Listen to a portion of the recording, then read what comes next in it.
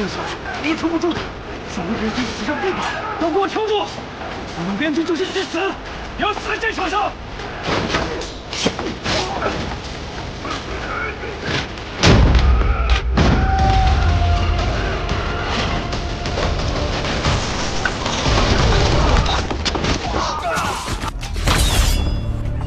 大厨长公主，谁若是杀了大厨长公主，封侯跪下！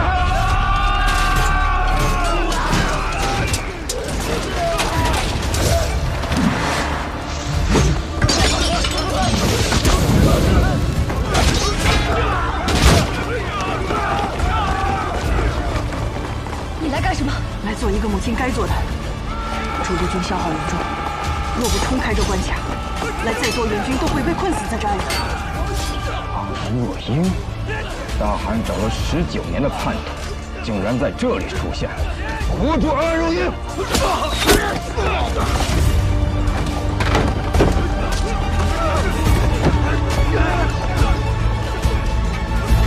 到底还是没能成为你心中那个完美的娘姐。对不起。 我能找到突围的办法，不需要你做这种蠢事。那日，你说要替我讨封，今日我便来要了这个封赏。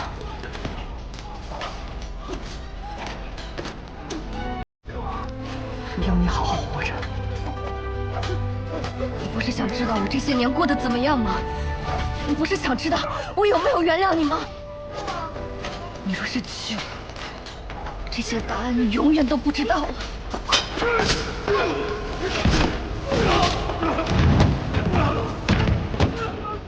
其实我都知道，一直都知道。不要！不行！别走！别丢下我！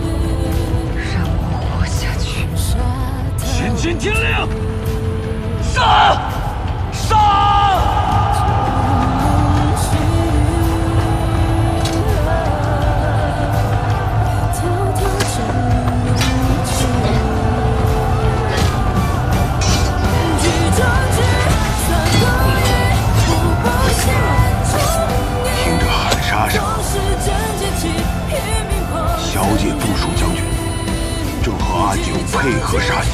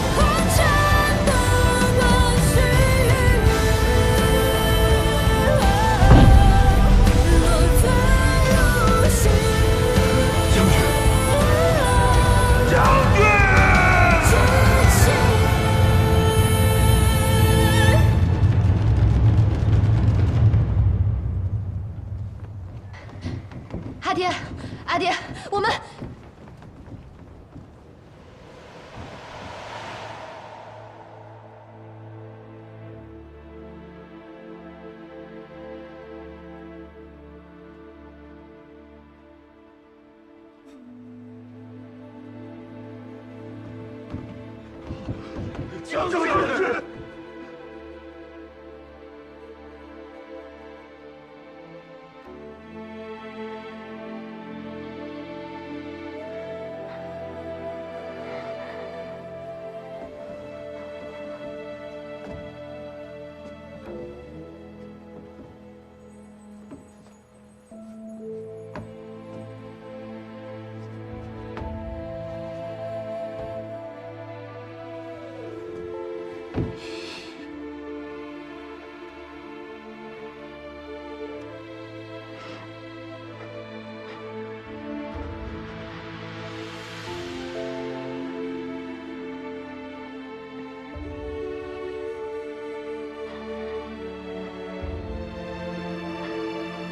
爹，我们赢了。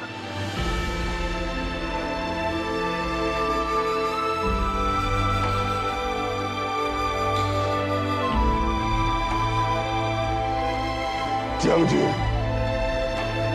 如他所愿，死在了战场上。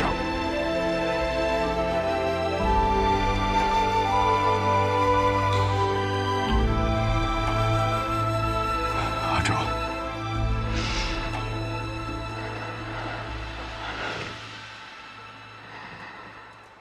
你们都退下吧。是。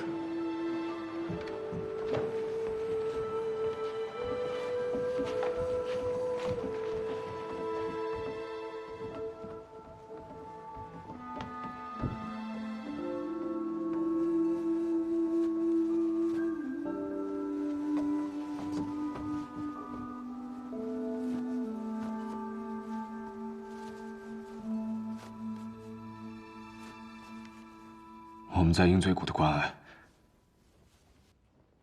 是木棉红替我们炸开的。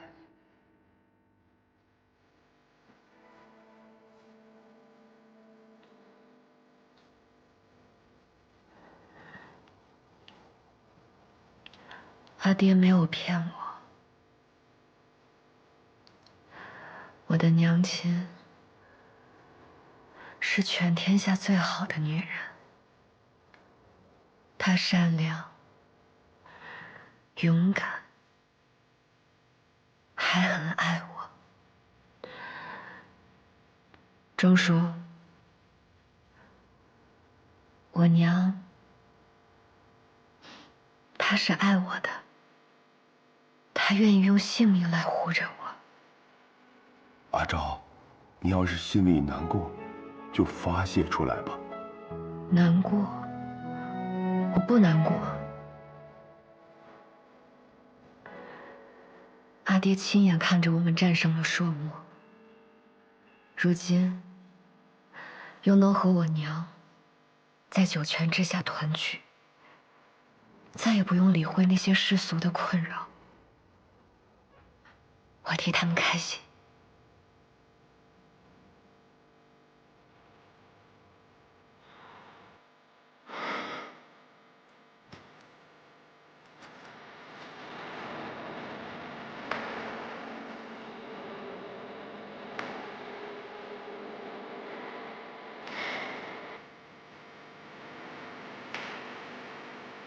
传令下去，魏将军楚灵。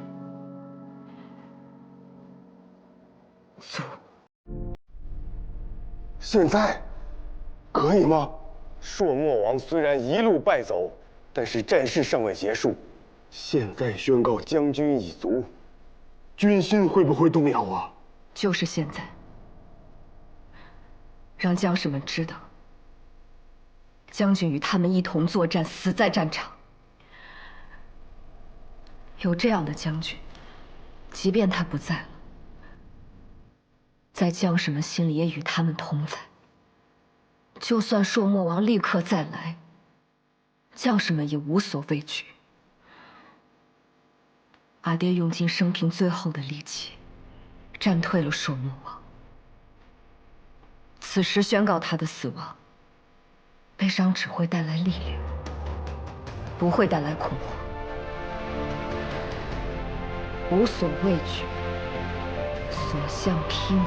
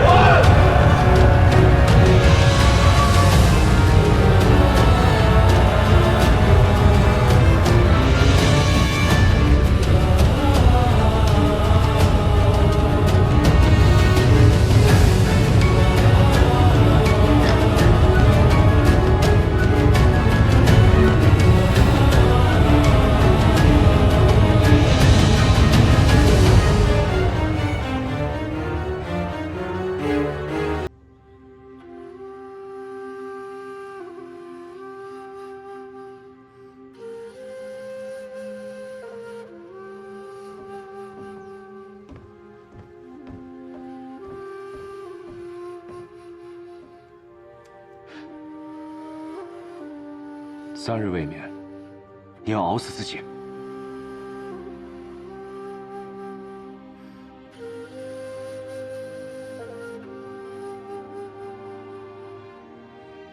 对不起。满意了。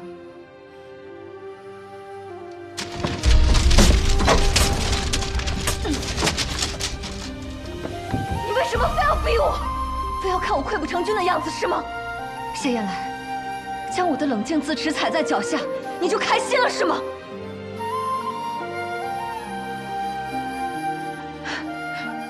你知道我为什么不敢闭眼吗？因为我一闭眼，就是我阿娘临死前的样子，还有我阿爹咽气前都不曾瞑目的模样。你要我如何面对？如何不恨？如何不痛？是你，他本来可以活着，哪怕苟延残喘，至少他活着，至少他是我爹，我不是个孤儿。是你这个杀人凶手，我娘死在我眼前，你又害死了我爹，是你！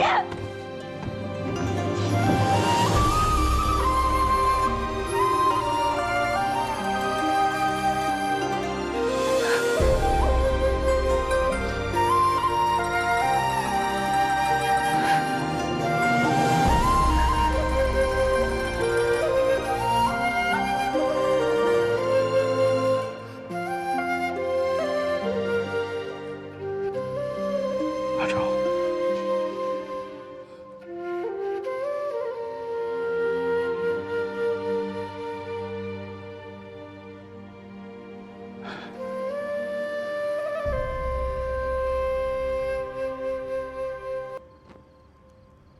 属下无能，没能完成任务，实此恕罪。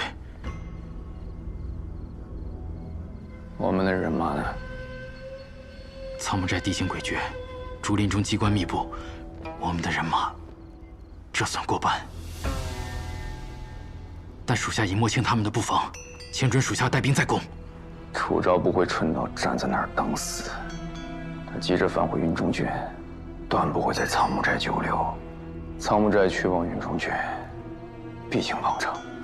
既然苍木寨是块硬骨头，那我们便到前面去等他。苍木寨据守苍木林要道，若被楚家收入麾下，那楚林就更难对付了。铁呀，传信说嘛，就说我想跟他们大王再做一笔买卖。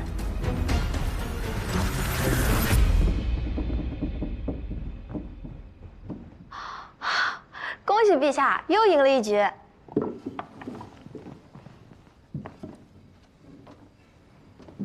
你说，阿昭姐姐会不会有事啊？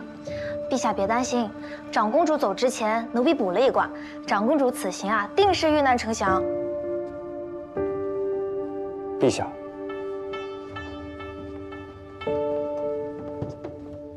三舅舅，你这么晚来，是不是姐姐和舅舅出了什么事？你燕来舅舅武功很高，会照顾你阿昭姐姐的，不要担心。只是这楚宁将军擅自斩杀朔漠使者，恐引来祸端，而且他旧疾复发，怕是熬不过这个冬天。那日朝堂上，太傅说过，若楚将军出事，朔漠会起战事，所以边郡需要早做准备。正是如此。这云中郡20万边军，关乎我大楚命脉。若朔漠趁虚来犯，阿宇，你敢不敢一战？孤必然要迎战的。大楚从不惧于战。好，那三舅舅再问你一件事：如若楚林身死，这20万边军该交给谁来统帅？燕来舅舅，他武功很厉害。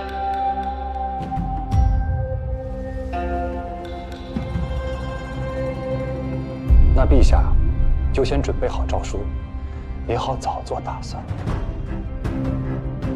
陛下且慢，谢大人真是急性子呀。陛下，兵者，国之大事，当朝议，而非谢大人私下怂恿。太傅，是想贻误边关战机。太傅掌印，未得臣用玺，此诏无效。调兵需3省共议，您这任人唯亲的性子，该改改了。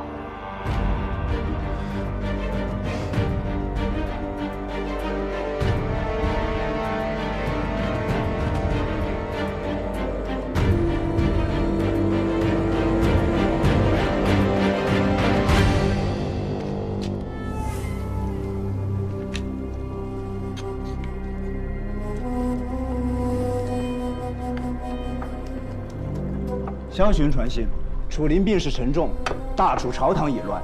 他想请我3000朔漠精兵，绕行萧南郡，直取望城，与萧南军合围云中郡，而后共分大楚。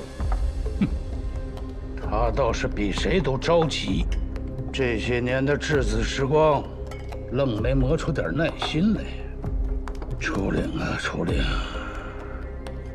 咱们俩缠斗足足20年，你舍命相守的大楚，早就被蛀空了。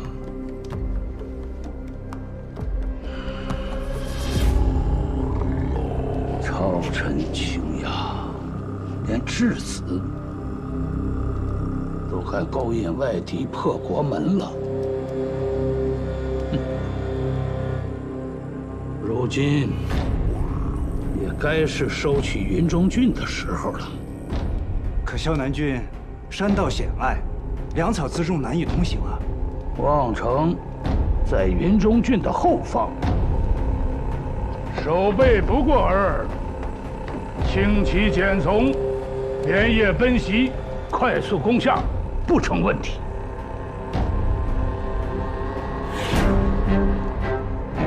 去，告诉萧巡。本王在望城等他。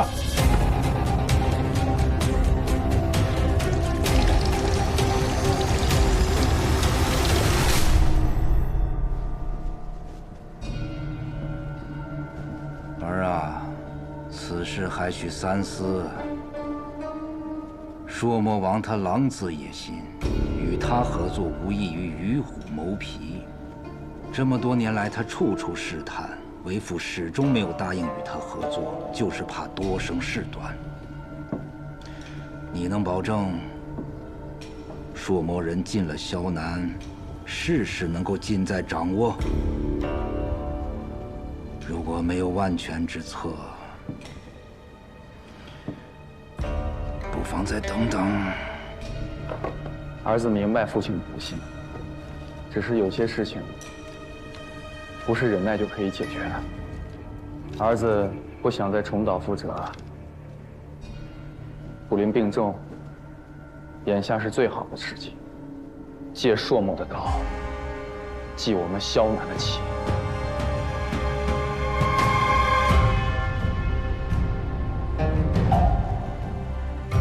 为父明白了，既然你已经想好了，那就去做吧。多谢父王成全。不如还是我派几个弟兄送你一程吧。草木寨因我卷入风波，无辜死伤众多。这份情，楚昭记下了。诸位倾囊相助，有何所求，直说无妨。嗨，我们有啥可图你的？望长公主顺利回到楚都。啊，到时候别忘了，兄弟们，随便给点赏赐就行。一定。那块玉，烦请替我保管好。当然。苍木岭往望城虽距离不远，但难保不会有萧南郡的死士追击。这山下每隔半日，就有望城士兵巡哨，你们要多加小心。多谢婶子提醒，我们自有办法。那就好。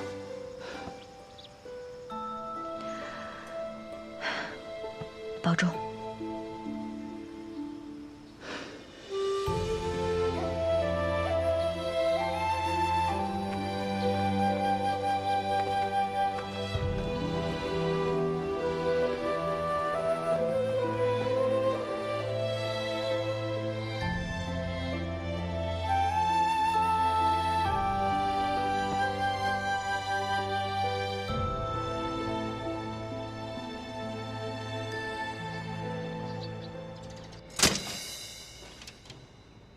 这调动的名册是你下发的吧？谢大人，这文书是哪里来的？按理来说，此诏令此时此刻已经离开楚都了。拦截朝廷诏令，可是大罪啊！就是我拦的。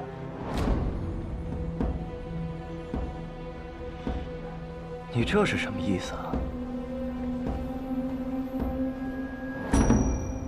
意思是，我不同意，他就发不出去。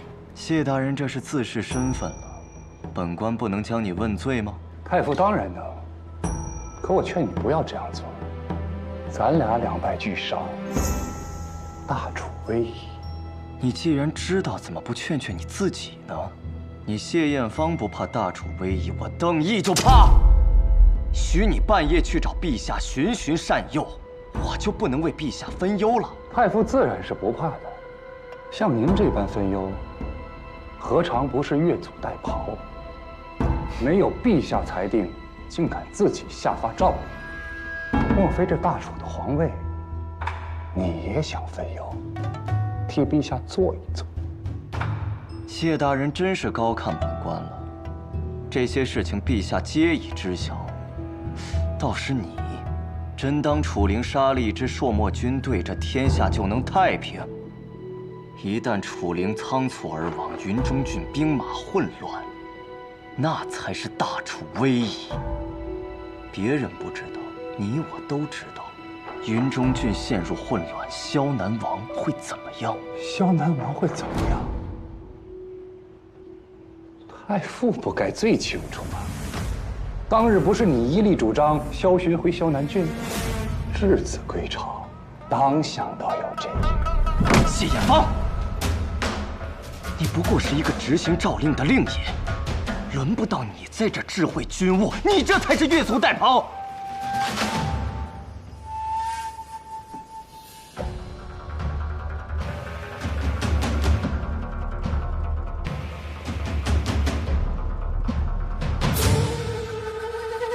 长公主令在此，本官代长公主行使否决权。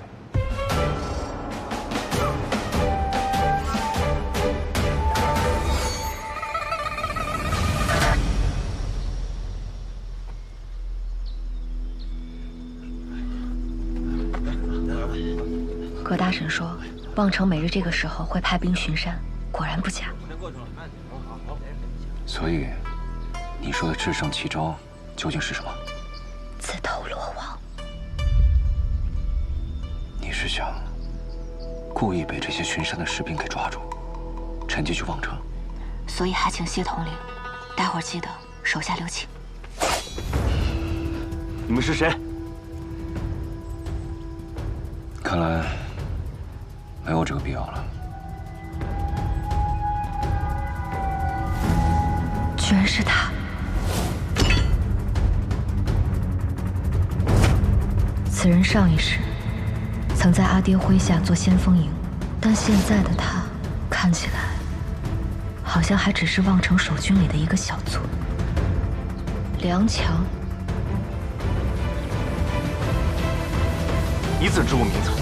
谢大人既然不允许我调派新将，说的这么冠冕堂皇，不过就是因为这些人不是你的人罢了。那谢大人认为，阻止得了我，就能安插你的人手了？太傅不信我，我也不信太傅，所以我们还是要相信楚灵，相信楚灵临死之前会安排好一切，不会有混乱，不会让朔漠贼趁虚而入。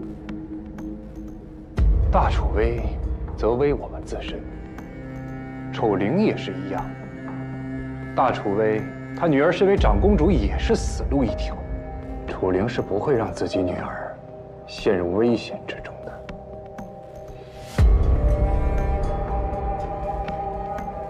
好，既然不能调动将官到云中郡，但谢大人，你家私养的那些兵马，也不要踏足云中郡。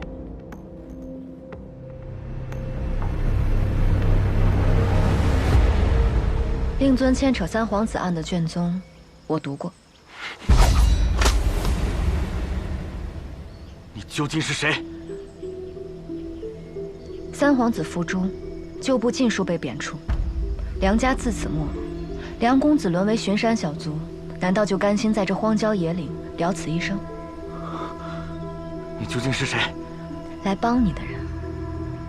我们不过是从仓木寨逃出来的山匪。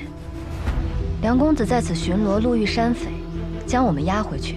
可是大功一件，我们不过是想弃暗投明，梁公子莫要多心。你只需权衡一下，这功劳，你要还是不要？到了望城，你们若敢耍花样，我随时取你们性命。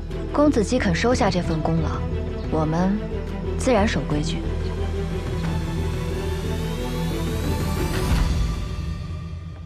谢大人，你家那位九弟，打算把长公主拐到哪里去啊？他们两个受罚的受罚，养病的养病，何来拐带一说？那本官提醒你一句：挟天子可以令诸侯，可这挟长公主啊，只能令一个楚灵。而且得不偿失，你应该很清楚。那太傅也应该清楚，楚昭不能死，他必须得活着。只有他活着，朝堂才不会再起谋逆之乱，你我这盘棋才能继续下去，不是？如此，就希望你家那位九弟能不负众望，保住长公主的性命啊！这是自然。不过太傅有句话说错了，不是我家九弟拐了长公主，而是长公主拐走了我家九弟。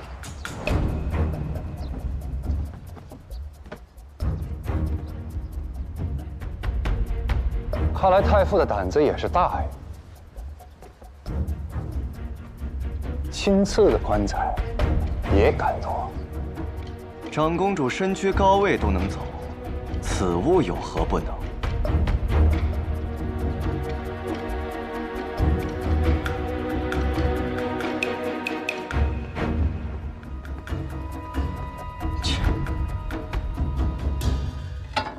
好厉害！我也来，我也来。哎呀！七娘子，阿桃娘子。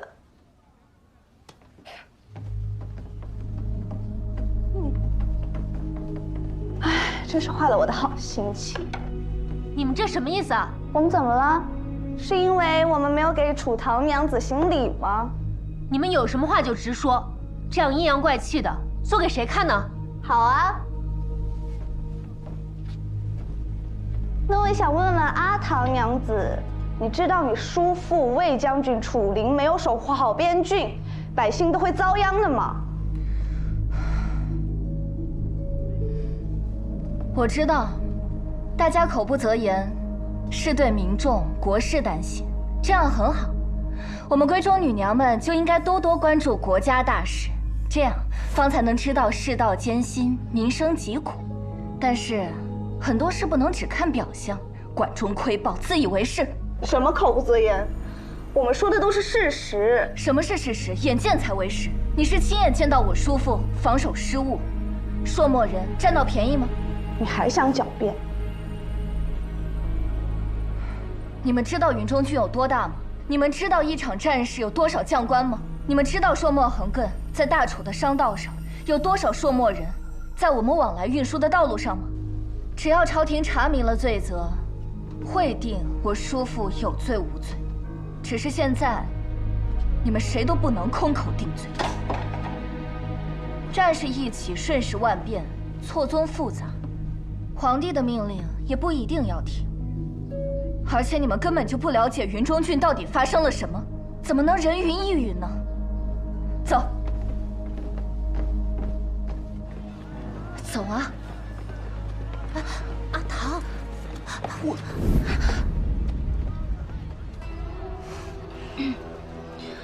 对不住。楚小姐看起来兴致倒是不错。楚家如今风雨飘摇，还能喝得下茶去。你要是想来看笑话，里边请，说书先生那儿更热闹。阿唐，怎可如此对太傅无礼？太傅想看戏，我便介绍他去戏园子，怎就无礼了？难不成我们姓楚的这就给定了罪，一句话都说不得吗？当然说得。阿唐娘子直言不讳，令人钦佩。即便你叔父真的不幸获罪，还有一个长公主为你撑腰啊。太傅说的在理，告辞。阿唐，等等我。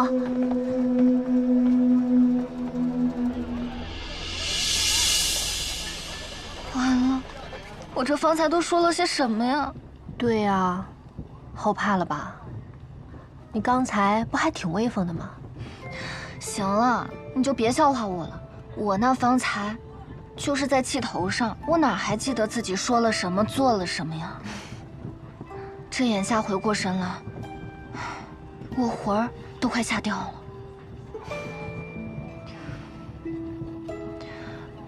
不过事已至此，我说便说了，谁又能拿我怎么样？阿唐，你跟以前不一样了。你以前从不与人争执，更别提为了楚将军跟楚昭。叔父啊，叔父，你可千万别被获罪啊！我的阿昭，你可快点回来吧。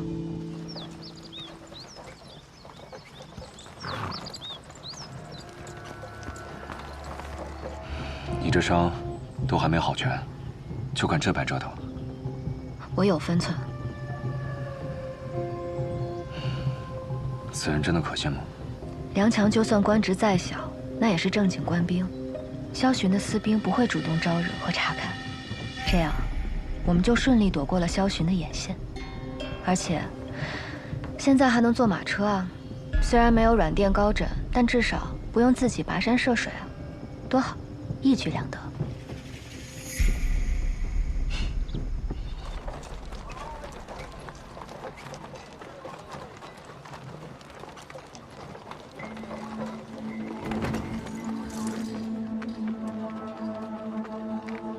让他们俩下来。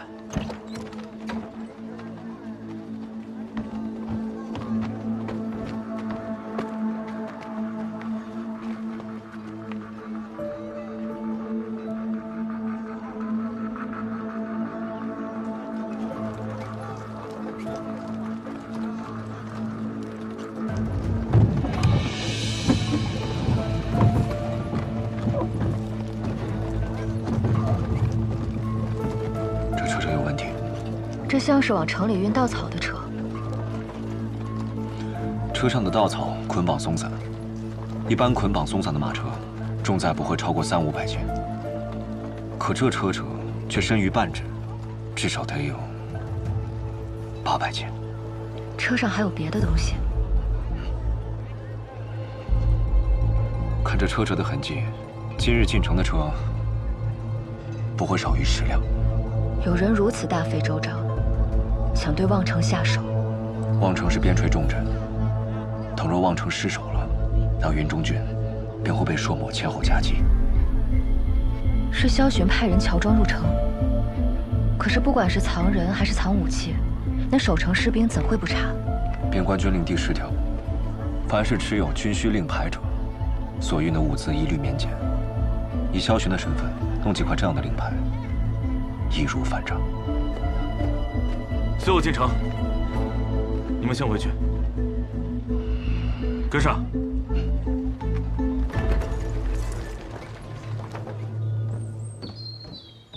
世子，朔漠军3000精锐已过了信谷关，到达距离望城不足100里的沙朗坳。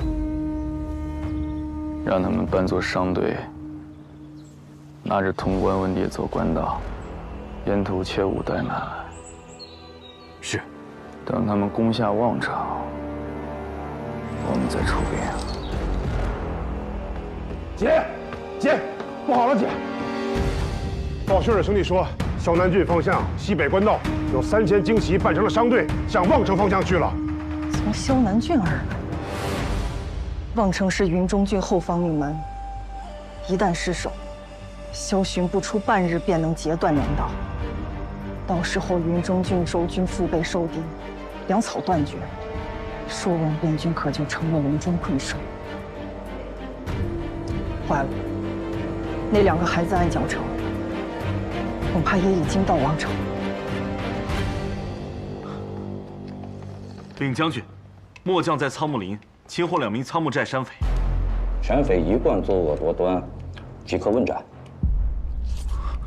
将军斩我2人易如反掌，却不知朔漠铁骑破城之时，将军的刀可还能这般利落？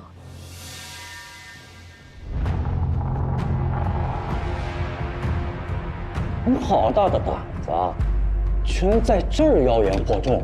若我们真是山匪，何必自投罗网？今日进城，发现有人掩饰身份入城，运草车队车辙印深于半指，分明是藏了武器。你现在应该不是想怎么斩我，而是应该立刻派人关城门，搜查城内，加强守备。住手！区草寇竟敢在这里妄谈军务，煽动百姓，乱我军心！本官现在就砍了你们头，挂在城墙上，以儆效尤！杀！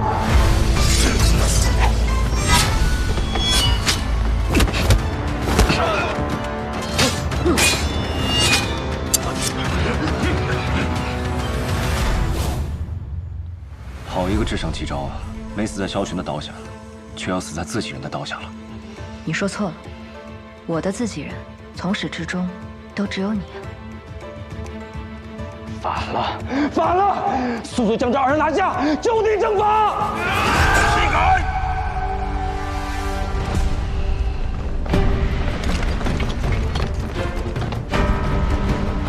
魏将军麾下副将钟长荣特迎长公主尊驾。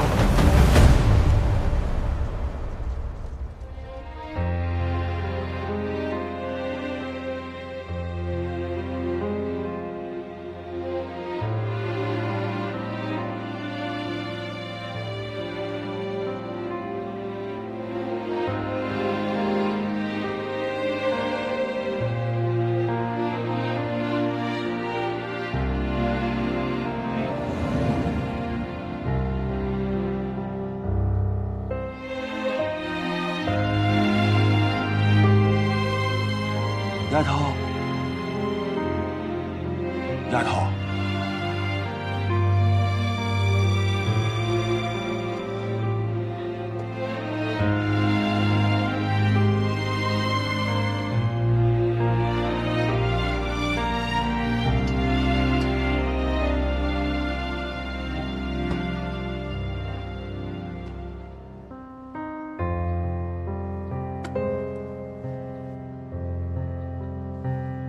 丫头，丫头，几年不见，不认识钟叔了？钟叔，是不是谁欺负你了啊？你狗官瞎了你的狗眼！这是楚将军女儿当朝长公主。你刚才说要把谁就地正法来着？下官有眼无珠，求殿下开恩。末将眼拙，冒犯了长公主殿下，还望殿下恕罪。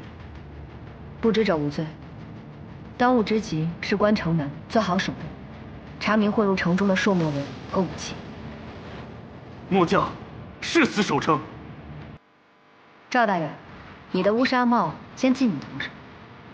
若望城城破，他会和你的人头一起落地。下官誓与望城共成王。赶紧滚下去吧，下去办事。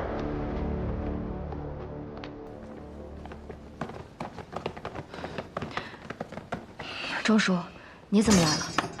嗨，你阿爹担心你，非要我出来接你回云中郡，都赶到一半了，这小子来信了，说你们快到望城了，害我白跑了200-300里，急急忙忙往回赶呐。比我想象中的要来得慢一些。老周，你这腿脚该好好练练了。哼，没大没小的，说什么呢？报！身后发现有朔漠军3000从北面而来，已经在望城50里内。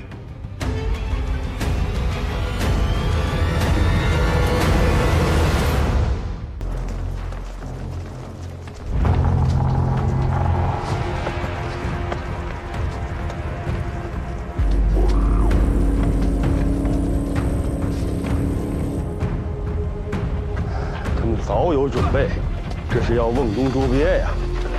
报！朔漠兵北门陈兵1500，东西南3处城门各陈兵500。哎呦，不多，这还不多啊！望城屯兵只有500，怎能打得过这3000朔漠精军呢？仗还没打，说什么丧气话？你当老子带的300楚家军是吃干饭的？你们望城躲在云中郡背后过惯了舒服日子，你们防备如此疏忽啊！800也打不过3000，放屁！800楚家军能干翻他3000，你要是再扰乱军心，信不信我拿你第一根祭旗？3000兵马入境，为何没有走漏一点风声？除了萧巡，还能有谁？这是打开自家后院，引狼入室。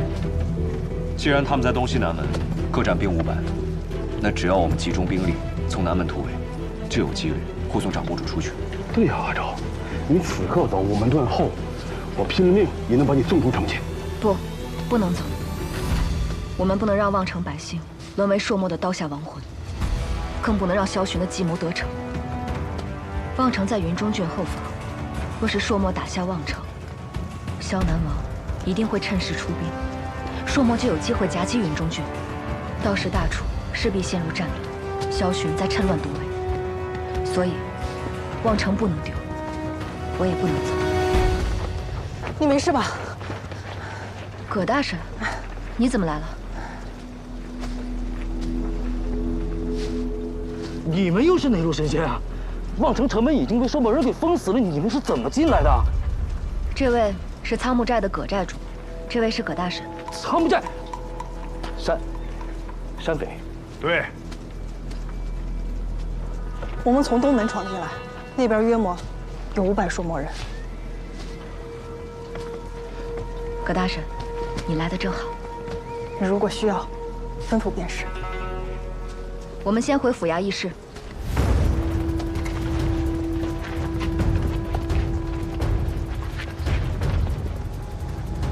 你跟那丫头只字未提。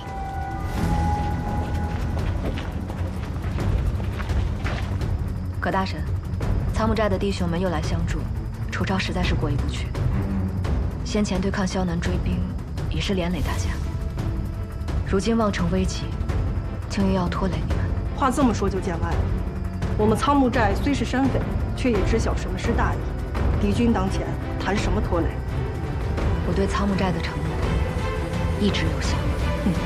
记着。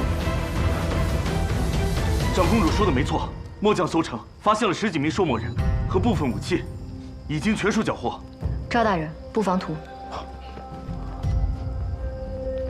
朔漠兵取道萧南郡，而萧南郡山路崎岖，他们的粮草辎重肯定所带不多，所以他们比我们更心浮气躁。对，方才在城墙上的确听得马蹄声杂乱，所以他们迫切想拿下望城，以望城为据点补给粮草，在前后夹击云中郡。若是萧巡此刻带萧南郡的人马增兵朔漠，我们应当如何？ 以我对萧巡的了解，他既要借朔漠这把刀，必然要等刀见血才肯现身。他要等朔漠兵占据望城，这3000借到的朔漠兵就是他给朔漠的诚意，所以他的人暂不会有所行动。朔漠3000，对我们800，他们还是更占优势。望城城防物资有限，要如何取胜？我阿爹说过，历来打仗。 并非比谁的兵多，如今就让他们见识见识，我们大楚如何以少胜多。长公主讲得好，你可有什么谋划呀？阿九，可有打探到敌军粮草和水源？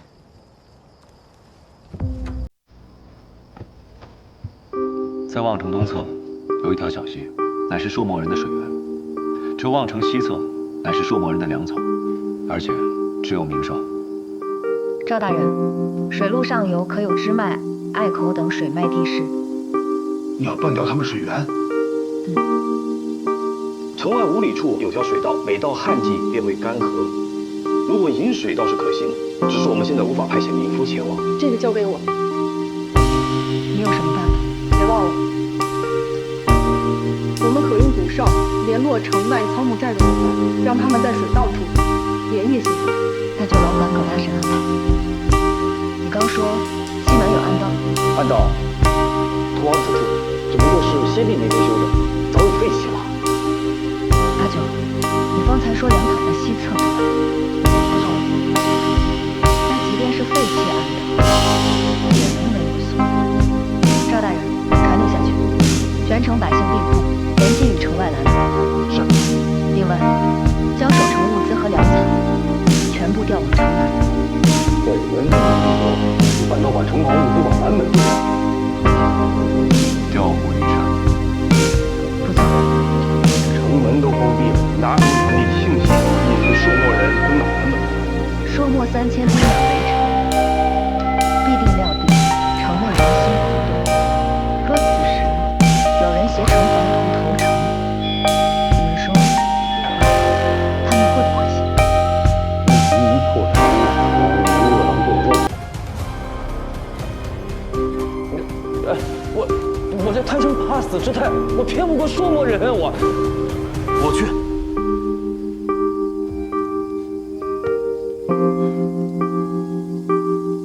你一个斥候，凭什么取信于敌？我凭何取信敌军？长公主应该很清楚，不是吗？此去九死一生，你可想好了？我想好了，但我有个条件。混账！大敌来犯，你还敢提什么条件？我知道你的条件。此战若成，你活着回来，我为你向朝廷请罪。朔漠人真能相信他带去的假线包吗？不，我让他带去的是真的不放图。毕竟我确实把粮草运往了城南，没有什么比用真相编织的更容易取信于人。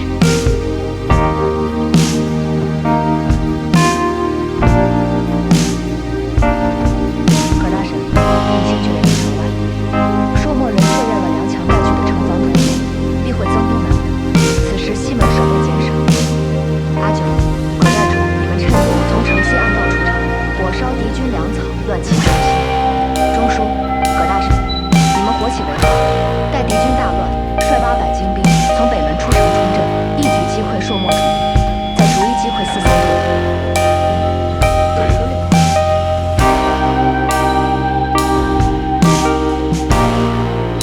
此战凶险，大家务必小心。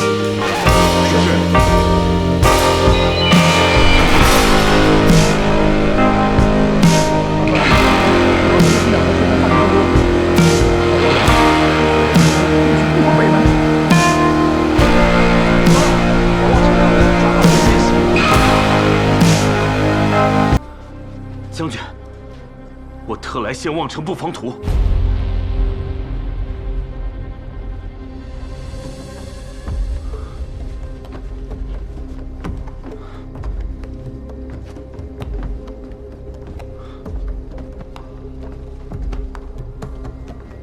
城内共500守军，皆装备陈旧，疏于训练。望城城外东侧水源已被切断，1日内便会完全干涸。城内粮草皆屯于南城，此时南城守卫最少，我们若从南门进攻，可迅速拿下望城。你一个叛军之将，为何要帮助我们？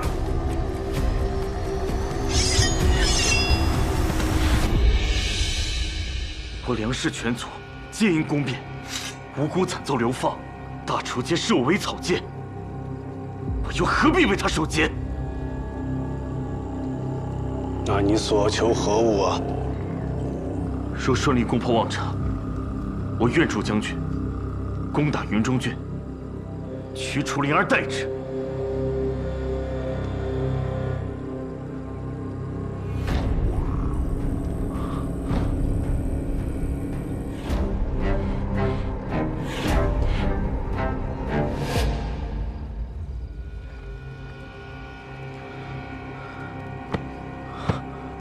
调虎离山，你们是想引我们去南门呐？啊，诡计多端，当杀！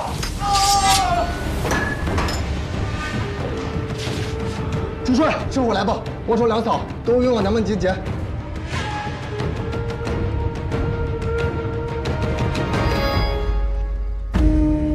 带下去。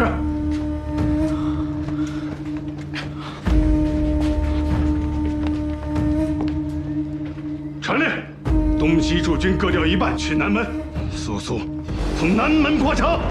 是。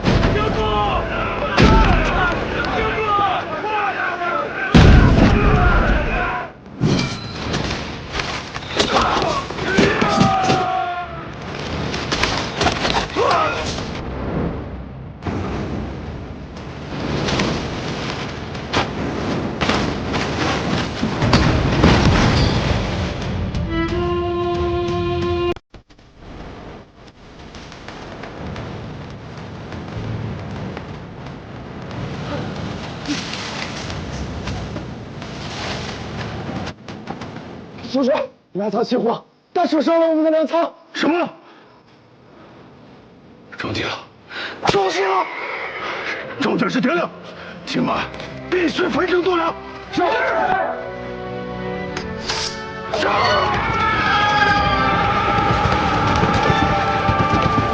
将士们，对我出部硕木打营。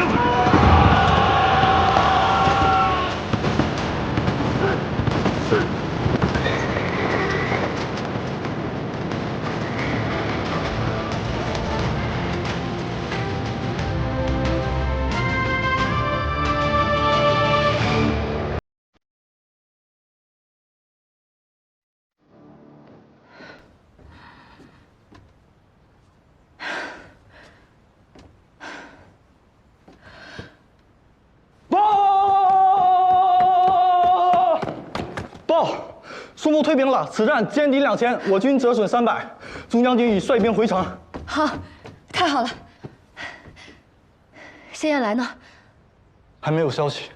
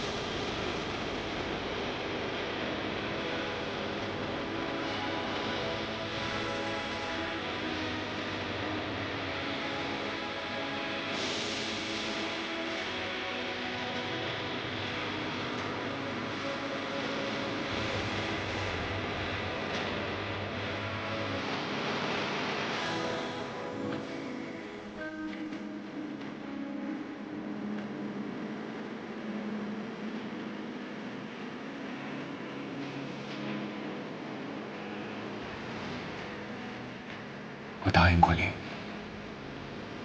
会活着回来。